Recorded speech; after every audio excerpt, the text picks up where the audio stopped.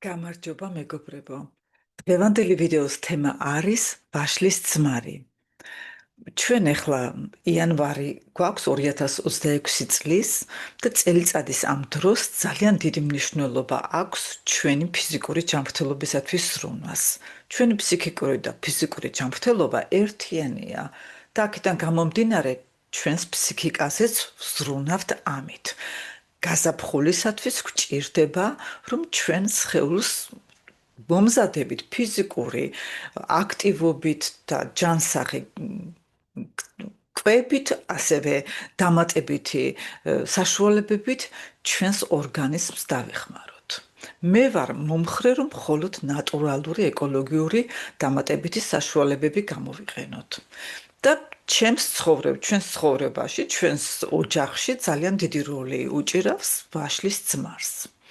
ვაშლის ძმარი მე პირადად საქართველოში მაქვს ჩემი სტუდენტობის დროს გამოცდილი და ასევე წიგნი მაქვს წაკითხული, რომელიც იყო ნათარგმნი, მგონი იყო ამერიკიდან შემოსული წიგნი, სადაც ეწერა იმდენი პოზიტივი ვაშლის ძმის შესახებ, რომ გარკვეული კატეგორია და ხა შეიძლება ბევრნი არ იყვნენ, მაგრამ ნაწილმა ძალიან აიტაცა ეს იდეა, აი როგორც ბრეგის ეს 24 დღიანი და ასევე 24 დღიანი იყო დასაწყისი ეტაპი შიმშილობას თუ დავარქვათ მარხვის იდეა და ძალიან ინტენსიურად მისდევდა ამას და მეც მივეკუთვნებოდი მათ რიცხვს წელიწად ნახევარი კვირაში ერთხელ მახსოვს შაბათი დღე მქონდა ბრეგის მეთოდისთვის გამოყოფილი და ძალიან მარგო ამ მეთოდმა ძალიან და ვაშლის ძმარი რომ გავეცანი რამდენადაც მახსოვს იყო სახლში დამზადებული ძმარი მე არ ვიცი თუ ვყიდულობდი თუ ვინმე მაძლევდა ვიცოდი რომ იყო ნატურალური და ვიღებდი დილაობით მგონი ჩაის კოვზი, სუფრის კოვზი ერთ ჭიქა ოთახის ტემპერატურის წყალზე. ასევე თაფლთან ერთადაც. შემდეგ იცით რა მოხდა რაღაც არ ვიცი ბინის გამოცვლა, არ ვიცი რამ გამოიწვია ის ფაქტი, რომ მე ეს დაკვირვება, ეს ექსპერიმენტი შევწყვიტე. შემდეგ გერმანიაში დავადგინე, რომ ჩემი მეუღლე იცნობს ვაშლის ძმარს და ყოველდილით ერთი კოვზიდან, ჩაის კოვზიდან, ერთ სუფრის კოვზამდე, ეს თვალის ზომით ჭიქაწყალს იღებს. უნდა მოგახსენოთ, რომ დილით მაინც და მაინც არ მსიამოვნებს მე საერთოდ საუზმეც არ მიყვარს და კი შევეცადე, მაგრამ მე ისევ ლიმონიანი წყლით ჩავანაცვლე და მე მგონი ამასაც ვამბობ ჩემს ერთ-ერთ ადრინდელ ვიდეოებში. შემდეგ კი კიდევ მომხდა თვალში ინტერნეტში აქ გერმანულ ენაზე და ბევრი ურჩევს წონის რეგულირებისათვის, ენერგიის მომატებისათვის ვაშლის ძმარი შეიცავს მაგნეზიუმს და კალიუმს და მართალია მჟავეგემო აქვს ძმრის მჟავა შეიცავს და ასევე მას ამ მჟავას ჩვენ გვგრძნობთ რომ ვიღებთ მაგრამ ის ორგანიზმში მჟავიანობას პირიქით თქვენ დაბლას წევს, ესე იგი ტუტე რეაქცია აქვს, როგორც მაგალითად ლიმონის წვენს. მაგრამ ძმრის მჟავის შემცველობის გამო შეიძლება მან გამოიწვიოს ლორწოვანი გარსის ან ვისაც რიგი დაავადებები აქვს, მაგალითად კუჭის წყლული მის გაღიზიანება. ვაშლის ძმარი არის ჯანსაღი დამატებითი საშუალება, ასევე საკვები პროდუქტი. ერთი სუფრის კოვზი ვაშლის ძმარის სალათაზე რომ მოასხათ რასაკვირველია არის ძალიან ჯანსაღი ალტერნატივა ვაშლის ღვინის ძმრის ან სხვა ბალზამიკოს რომ ეძახიან იტალიური პროდუქტი რომ არის მის მაგივრად და ამას ორსული ქალებსაც არ აუკრძალავენ მაგრამ აი ყოველ დღე გარკვეულ დროს ერთი სუფრის კოვზის მიღება, მე ვფიქრობ, რომ აქ თითოეული ჩვენთაგანი უნდა დააკვირდეს თავის თავს, თავის ორგანიზმს, რადგან თითოეული ორგანიზმი ძალიან ინდივიდუალურია. მე მოგახსენებთ, რომ ჩემს ოჯახში გვაქვს 5%-იანი ეკოლოგიურ მაღაზიაში ნაყიდი ვაშლის ძმარი და მე სანამ ეს თქვენთან ეს თემა გახდებოდა ვაშლის ძმარი და როგორც მოგახსენებთ, თემა კი გახდა ეხლა, მაგრამ საქართველოში მას ძალიან ბევრი წლებია იცნობენ და ეს მეთოდი არის ძველზე ძველი მეთოდი მსოფლიოს მასშტაბით. მე როცა მივდივარ რომ მოგზაურობ, თუნდაც საქართველოში რომ ვიყავი ბოლოს, ან სადაც ვარ, ან თუნდაც რომ მივდივართ მაგალითად ერთდღიანი ესე გასვლა რომ გვაქვს ბუნებაში, ძალიან ხშირად მაქვს თან და უმეტესად ეს ვაშლის ძმარი არის ფლაკონში, შეიძლება წვეთწვეთობით, აი ნახეთ ესე მოვიხმარიო, რატომ?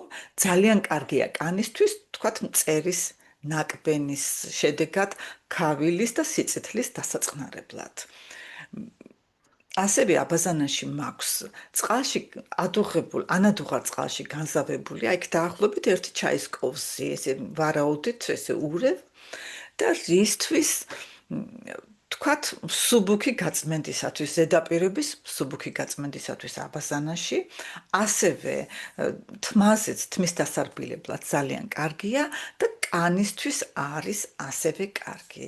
თუ თქვენ ალერგიებისაკენ მიდრეკილება გაქვთ, უნდა გამოსცადოთ, მე პირადად ძალიან მეხმარება. თუ რაღაცამ კანი გამიღიზიანა, აუცილებლად ვხმარობ აი ამ განზავებული ფორმით, პულვარიზატორით, რადგან ძალიან მსუბუქი არის და მართლაც კანს ძალიან მალე აწყნარებს და ვიტყოდი რომ ბავშვებისთვისაც გამოდგება, რასაკვირველია, უნდა ფრთხილად შეეცადოთ, გამოსცადოთ დასაწყისისათვის. ეხლა მე მინდა ჩემს ექსპერიმენტზე მოგახსენოთ, როგორც გითხარით, ვაშლის ძმას ვიცნობდი, რომ დილით ვიღებდით და ჩემი მეუღლეც დილაობით იღებს წლებია და თავს კარგად გრძნობს. მე ბოლო ხანებში დავინტერესდი ერთი ჯგუფის არსებობით, რომელიც ქალბატონ სოფია ხელაძეს ეკუთვნის და იქ სთავაზობენ ვაშლის ძმას კურსის ფორმით.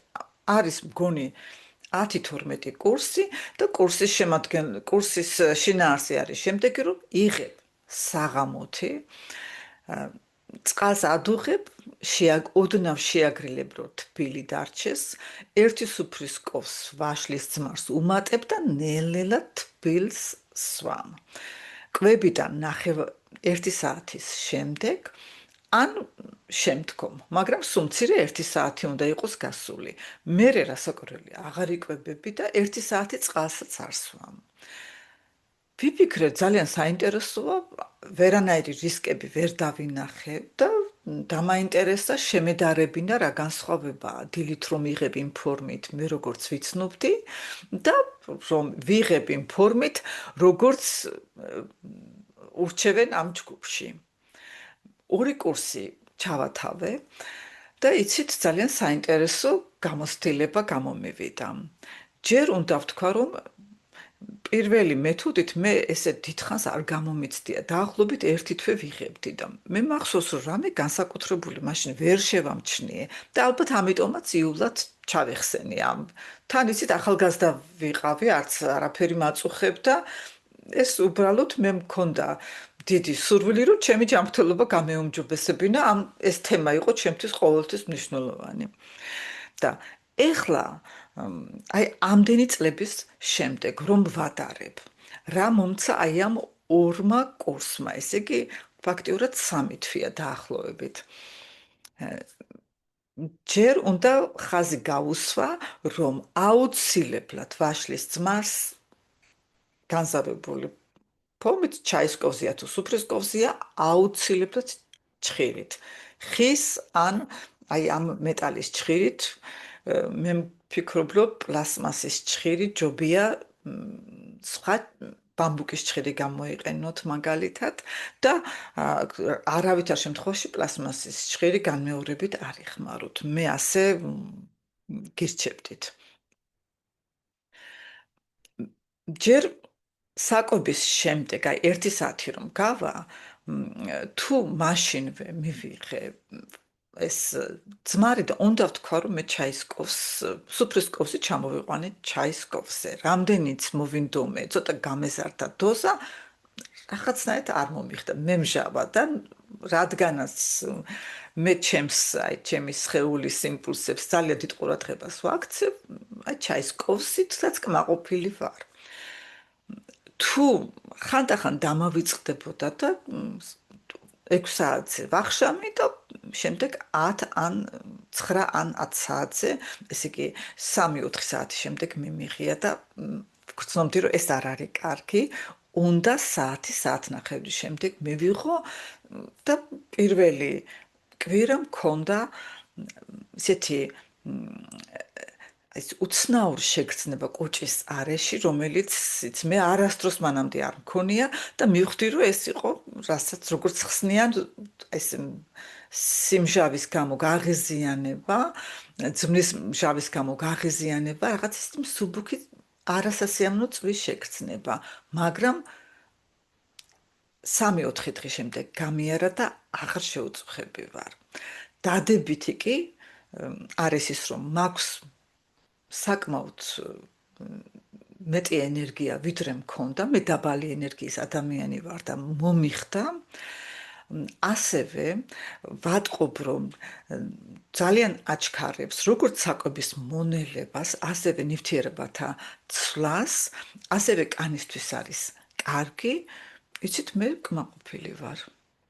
კმაყოფილი ვარ და ამიტომაც ვაგრძელებ მიღებას ოღონდ იმასაც მივხვდი რომ და თქვენც ვინც იღებთ გირჩევთ რომ რადგანაც ეს ვაშლის ძმრის მიღება აი ამ ფორმით ბევრად ძლიერად შარტმდენია ვიდრე დილით როგორც მე ვიღებდი ოთახის ტემპერატურის წყალში ან თაფლთან ერთად ამიტომაც დღის განმავლობაში უნდა ყურადღება მივაქციოთ სითხეების მიღებას და ეს არის ჩემი დაკვირვება და ვარ იმ აზრის, რომ ჩვენ უნდა ავიღოთ პასუხისმგებლობა ჩვენს ჯანმრთელობაზე და უნდა შევეცადოთ, რომ აი ესეთი მეთოდებით, რომლებიც იწვევენ, რომლებიც მსუბუქია, რომლებიც თუ ჩვენ აი დოზას შეუთანხმებთ ჩვენს ორგანიზმს და დოზა ყოველთვის წვეთს, ესა თუ ის ნივთიერება შხამია, სარგებელი თუ უსარგებლო,